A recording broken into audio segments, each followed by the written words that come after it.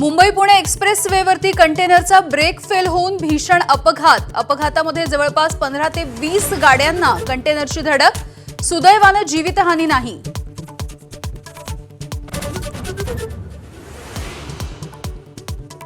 एकनाथ खडसेंचं मंत्री गिरीश महाजन यांना खुलं आव्हान. हिम्मत असेल तर संपत्तीची चौकशी करू द्या.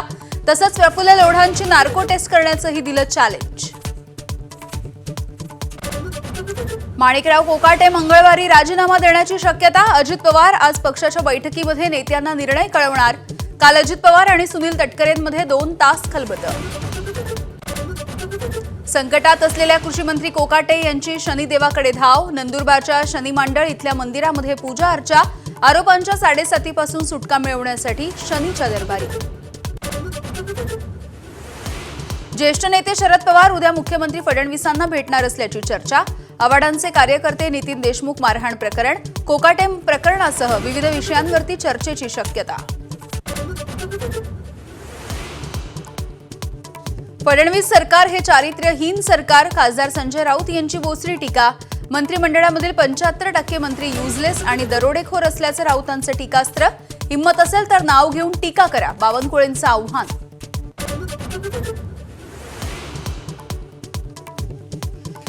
कल्याण डोंबिवलीमधील घनकचरा व्यवस्थापनाचं 850 कोटींचं टेंडर नियमबाह्य पद्धतीनं अमित साळुंखेला. शिंदे पितापुत्रांवरती राऊतांचा नवा आरोपांचा बॉम्ब. घोटाळ्यामधला पैसा श्रीकांत शिंदे फाउंडेशनला जात असल्याचाही आरोप.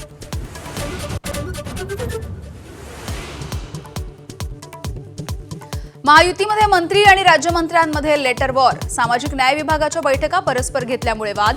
तर शिरसाटांची गच्छंती होण्याचेच हे संकेत असल्याचा राऊतांचा हल्लाबोल.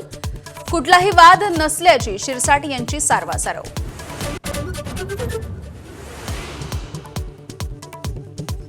बिगर आयएस अधिकाऱ्यांच्या नियुक्तीसाठी काढलेल्या जीआरवरती संताप. शासन निर्णय बेकायदेशीर असल्याचा आरोप. प्रशासकीय न्यायाधिकरण हायकोर्टामध्ये दाद मागण्याचा उपसचिवांचा इशारा. संभाजीनगरमध्ये कोचिंग क्लासमधील विद्यार्थिनींच्या भांडणावरून पालकांची तुफान हाणामारी. विद्यार्थिनीच्या आईला पायावरती नाक घासत मागायला लावली माफी. आरोपी संदीप लंके आणि त्याच्या पत्नीवरती गुन्हा दाखल. गायचोरीच्या संशयावरून बुलढाण्याच्या खामगावमध्ये दलित तरुणाला बेदम मारहाण. जात धर्म विचारत नग्न करून मारहाण. या मारहाणीमध्ये तरुणाचा डोळा निकामी. नाकाचं हाड सुद्धा मोडलं. दलित संघटना आक्रमक. विदर्भामधल्या सर्वच जिल्ह्यामध्ये आज मुसळधार पावसाची शक्यता. नागपूर, भंडारा, वर्धा, गडचिरोली आणि अमरावती जिल्ह्यांना पावसाचा ऑरेंज अलर्ट जारी. गोंदियाला रेड अलर्ट जारी. शाळांनाही सुट्टी. गोंदियामध्ये लक्ष्मीनगर भागामध्ये 25 ते 30 घरांमध्ये शिरलं पावसाचं पाणी. रस्त्यांवरही साचलं 4 ते 5 फुटांपर्यंत पाणी. जनजीवन विस्कळीत.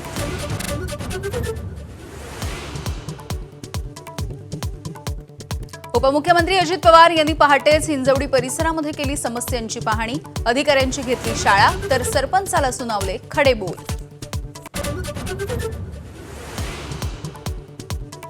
यूपीआय व्यवहारासाठी भविष्यामध्ये पैसे मोजावे लागणार. रिझर्व्ह बँकेचे गव्हर्नर संजय मल्होत्रा यांचं वक्तव्य.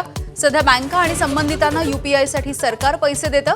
भविष्यामध्ये हा खर्च युजर्सना द्यावा लागणार असल्याचंही वक्तव्य. आणि संसद रत्न पुरस्कारामध्ये यंदा सुद्धा महाराष्ट्राची बाजी. 7 खासदारांना संसद रत्न पुरस्कार. पुरस्कार पटकावण्यामध्ये सुप्रिया सुळेंसह महिला खासदारांची आघाडी.